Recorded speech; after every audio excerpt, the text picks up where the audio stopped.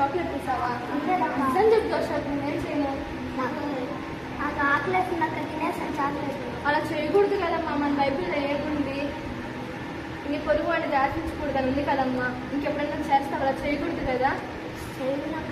అందుకని అశ్విక్ సారీ చెప్పేసి చాక్లెట్ కొనివ్వు. నీకు కావాలంటే నేను కొనిస్తాను, ఓకేనా?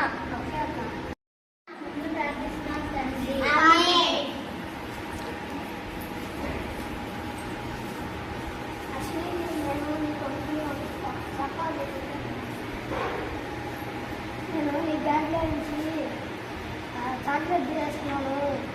చాక్లెట్